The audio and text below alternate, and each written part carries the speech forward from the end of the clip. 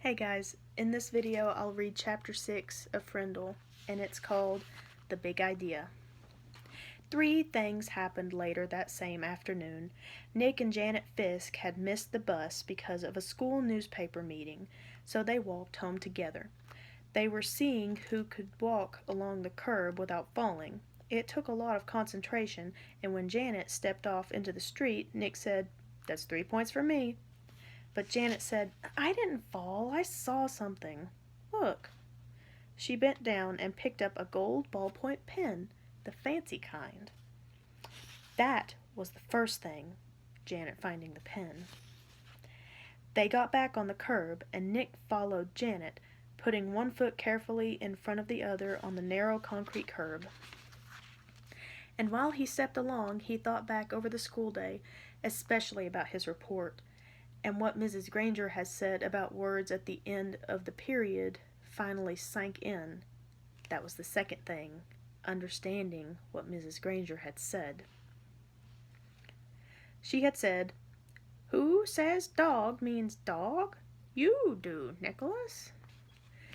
"You do, Nicholas," he repeated to himself. "I do?" Nick thought, still putting one foot in front of the other, following Janet. "What does that mean?" And then Nick remembered something. When he was about 2 years old, his mom had bought him one of those unbreakable cassette players and a bunch of sing-along tapes. He had loved them, and he played them over and over and over and over. He would carry the tape and the player to his mother, or his big brother, or his father, and bang them together and say, "Guagala, guagala, guagala," until someone put the cassette in the machine and turned it on. And for 3 years, whenever he said "Guagala," his family knew what he wanted to hear, that he wanted to hear those pretty sounds made with voices and instruments, Then when Nick went to preschool, he learned that if he wanted his teacher and the other kids to understand him, he had to use the word music. But Guagala meant that nice sound to Nick, because Nick said so. "Who says Guagala means music?" "You do, Nicholas." "No fair!" yelled Janet. They were at the corner of their own street, and Nick had bumped into her. Completely absorbed in his thoughts, Janet stumbled off the curb, and the gold pen in her hand clattered onto the street. Sorry, I didn't mean to, honest," said Nick. "I just wasn't watching. Here." Nick stooped over and picked up the pen and held it out to her. "Here's your—" And that's when the third thing happened. Nick didn't say pen. Instead, he said, "Here's your Frindle." "Frindle?" Janet took her pen and looked at him like he was nuts. She wrinkled her nose and said, "What's a Frindle?" Nick grinned and said, "You'll find out. See you later." It was there at the corner of Spring Street and South Grand Avenue, 1 block from home on a September afternoon. That's when Nick got the big idea. And by the time he had run down the street and up the steps and through the door and upstairs to his room, it wasn't just a big idea. It was a plan, a whole plan. And just begging for Nick to put it into action. And action was Nick's middle name. The next day after school, the plan began.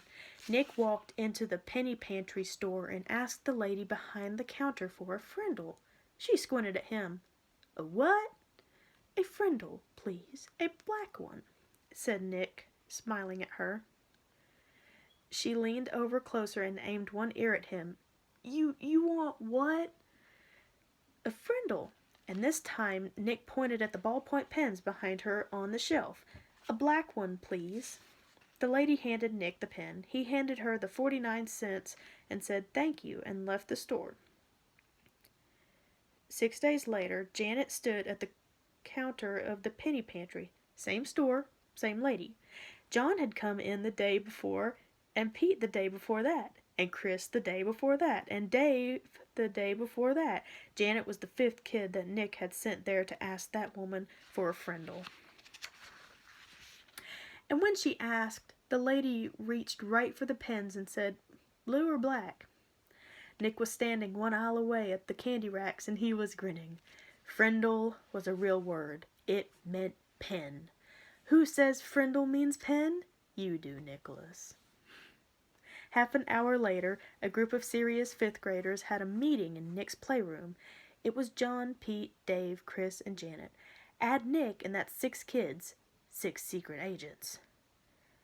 And they held up their right hands and read the oath Nick had written out. From this day on and forever, I will never use the word pen again. Instead, I will use the word Frindle, and I will do everything possible so others will too. And all 6 of them signed the oath with Nick's Frindle.